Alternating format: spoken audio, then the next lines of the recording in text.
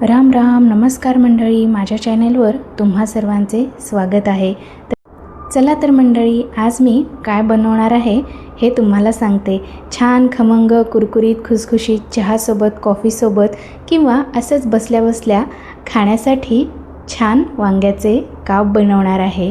तर ही रेसिपी पाहण्यासाठी तुम्ही व्हिडिओ पूर्ण शेवटपर्यंत पहा, म्हणजे तुम्हाला ही रेसिपी करताना सोपं जाईल आणि कसे कुरकुरीत काप करायचे याच्या टिप्स आणि काही सिक्रेट इन्ग्रेडियंटही पाहायला मिळतील.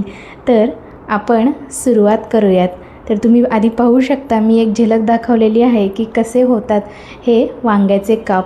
अगदी खमंग, खुसखुशीत आणि लहान मुलांपासून मोठ्यांपर्यंत सर्वांना आवडतात. चला तर मग आपण काय काय साहित्य लागतं हे पाहूयात. त्यासाठी मी छान जळगावी वांगी घेतलेली आहेत 2. त्यानंतर अर्धी वाटी ते पाऊण वाटी रवा, डाळीचं पीठ 2 चमचे, ज्वारीचं पीठ 2 चमचे, मक्याचं पीठ हे महत्त्वाचं आहे. मक्याचं पीठ मी 3 ते 4 चमचे घेतलेलं आहे. त्यानंतर दही अर्धी वाटी, हळद, त्यानंतर तिखट आणि आपण गोडा मसाला पण वापरणार आहोत, तर थोडासा चवीसाठी गोडा मसाला, त्यानंतर चवीनुसार मीठ. हे सर्व पदार्थ घ्यायचे आहेत आणि 1 वाटीभर पाणी लागणार आहे आपल्याला. तर तुम्ही बघू शकता, हे असे मी वेगवेगळे पदार्थ घेतलेले आहेत. त्यात जास्त सिक्रेट म्हणजे मक्याचं पीठ आहे ते खूप महत्त्वाचं आहे आणि आमच्या घरच्या शेतातला मका आहे त्याचंच हे पीठ आहे, त्यामुळे मी ते यूज केलेलं आहे आणि त्यामुळे रेसिपी खूप छान भन्नाट अशी झालेली आहे आणि क्रिस्पी, खमंग, खुसखुशीत अशी झालेली आहे. तर आपण असे छान वांग्याची देठं काढायची आहेत आणि त्यानंतर गोल वांग्याच्या चकत्या करून घ्यायच्या आहेत. तर शिवाय चकत्या करत असताना वांगं मधूनच फाटू शकतं, तर त्यामुळे आपण सुरीने पहिल्यांदा मार्क करून घ्यायचा आणि छान गोल चकती कापायची आहे. आणि वांगं छान चकत्या करून झाल्यानंतर ते पाण्यामध्ये ठेवायचं आहे, नाहीतर मग थोडंसं काळसर पडतं. त्यामुळे आपण वांगं थोड्या वेळ, म्हणजे बाकीचे जे आपण पदार्थ आहेत ते मिक्स करून घेईपर्यंत वांगं आपल्याला ज्या चकत्या केलेल्या आहेत त्या पाण्यामध्ये ठेवायच्या आहेत. चला तर आता आपण एक पाटी घ्यायची. त्या पाटीमध्ये रवा, त्यानंतर डाळीचं पीठ, ज्वारीचं पीठ, मक्याचं पीठ, हळद, तिखट, त्यानंतर गोडा मसाला, चवीनुसार मीठ आणि दही मिक्स करून घ्यायचं आहे. यानंतर पाणी थोडं थोडं घालत पूर्ण छानपैकी ते मिक्स करून घ्यायचं आहे. पीठ थोडंसं घट्टसर होईल, त्यानंतर परत हळूहळू पाणी घालायचं आणि छान पीठ एक 5 ते 10 मिनटं फेटून घ्यायचं आहे. म्हणजे वांग्याचे जेव्हा आपण काप तळणार आहोत तेव्हा ते छान असे फ्लफी पण होतात आणि कुरकुरीत पण होतात. तर मला पूर्ण 1 वाटीभर पाणी लागलेलं आहे. पीठ जास्त पातळ करायचं नाही, कारण जास्त पातळ केलं तर ते वांग्यावर बसत नाही. म्हणजे जे वांग्याच्या आपण चकत्या केलेल्या आहेत त्यावर अजिबात ते बसत नाही, ते सुटून जातं, मग नुसतंच वांगं तळलं जातं. तर ते पिठाची पण सगळ्यात जास्त कमाल आहे आणि पूर्ण त्यामध्ये सगळी हेल्दी पिठं आहेत आणि त्यानंतर परत रवा पण, त्यामुळे खायला पण छान लागतं. आणि कोरडं पीठ मी मक्याचं पीठ आणि त्यामध्ये अर्धी वाटी रवा असं कोरडं पण घेतलेलं आहे. तर बघू शकता तुम्ही, पहिल्यांदा आपण पाण्यातनं सगळे वांग्याचे काप काढून घ्यायचे आणि त्यानंतर एक एक वांग्याचे काप जे ओलसर पीठ आहे आपलं त्यामध्ये बुडवायचे आणि त्यानंतर कोरड्या पिठामध्ये ते परत व्यवस्थित त्याला कोटिंग करून घ्यायचं कोरड्या पिठाचं आणि ताटामध्ये सेट करायला ठेवायचे.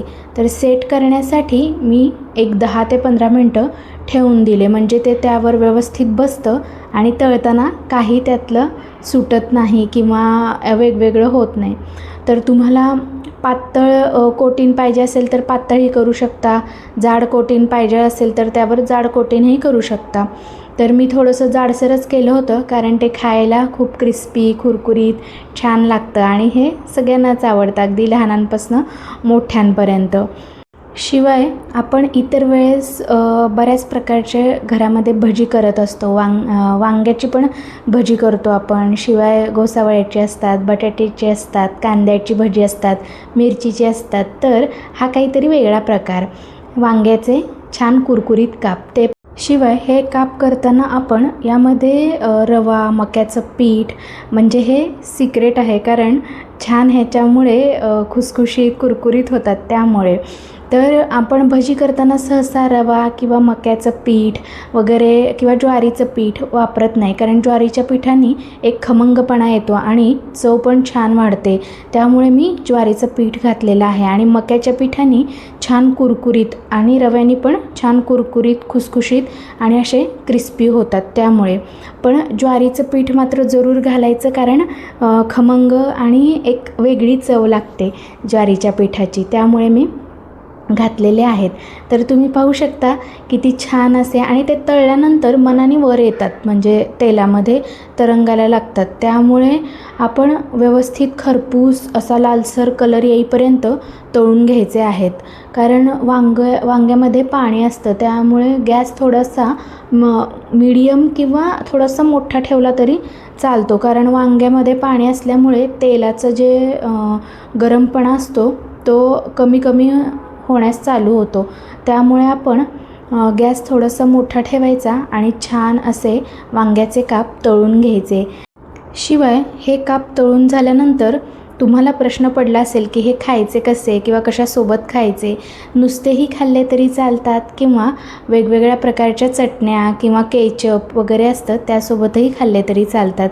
तर चटणी म्हणजे कशाची, आपण घरामध्ये आपल्या कुटाची चटणी असेल म्हणा, किंवा शेंगदाण्याची चटणी असेल, त्यामध्ये दही घालून, त्यानंतर हिरवी म्हणजे कोथिंबिरीची, पुदिन्याची चटणी यासोबतही खाऊ शकता. त्यानंतर टोमॅटोचं केचप असेल किंवा टोमॅटोची चटणी घरात केलेली असेल, कांद्याची चटणी असेल, तर ह्या कशासोबतही आपण हे काप खाऊ शकतो. शिवाय मेन म्हणजे कोथिंबिरीसोबत हे खूप छान लागतात. म्हणजे कोथिंबीर जी निवडलेली असते ती छान धुवून घ्यायची आणि त्याची पानं आपल्या ताटामध्ये वाढून घ्यायची, आणि हे तळलेले वांग्याचे छान कुरकुरीत काप. तर वांग्याच्या जे काप आहेत त्याचा एक बाईट आणि तोंडी लावायला कोथिंबीर, एवढी भन्नाट चव, आणि काय सांगू, म्हणजे एवढा छान आणि क्रिस्पी, आणि ती चव कोथिंबिरीची इतकी छान लागते. तर तुम्हीही नक्की ट्राय करून पाहाल हे. तर अशा पद्धतीने हे छान काप होतात, खमंग होतात, आणि जेवणामध्ये काहीतरी वेगळा प्रकार मुलांना किंवा हा डब्यामध्ये पण आपण देऊ शकतो. आणि घरात बसल्यानंतर सगळेजणं आपण काहीतरी तळणीचं लागतं, तर तेव्हा हे छान आठवड्यातनं म्हणा किंवा 2 आठवड्यातनं कधीतरी करायला काहीच हरकत नाही. एवढा छान पदार्थ. तर काय मंडळी, तुम्हाला हा पदार्थ माझा आवडला असेल किंवा ही रेसिपी आवडली असेल तर तुम्हीही नक्की ट्राय करून पहा, आणि माझ्या चॅनेलला सबस्क्राईब करा, लाईक करा, शेअर करा, आणि नक्की मला कमेंट करून अभिप्राय कळवा. तर काय मंडळी, कधीही काहीही खाण्याची इच्छा झाली असेल तर मनसोक्त खात राहा, कारण हा जन्म पुन्हा नाही. त्यामुळे तर चला तर मंडळी, असेच पदार्थ छान छान करत राहा, माझी रेसिपी पूर्ण पाहत राहा, आणि दिलेल्या टिप्स फॉलो करून छान रेसिपी तुम्हीही करून पहा.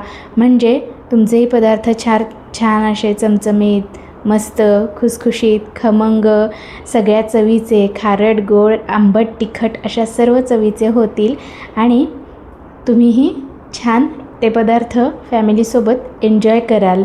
तर माझी रेसिपी पूर्ण पाहिल्याबद्दल तुम्हा सर्वांचे मनापासून आभार आणि मनापासून धन्यवाद. तर तुम्ही पाहू शकता अशा पद्धतीने छान कुरकुरीत, खुसखुशीत, खमंग वांग्याचे काप तयार झालेले आहेत. चला तर मग पटपट तुम्हीही रेसिपी करून पहा. चला भेटू पुढच्या व्हिडिओमध्ये. धन्यवाद सर्वांना.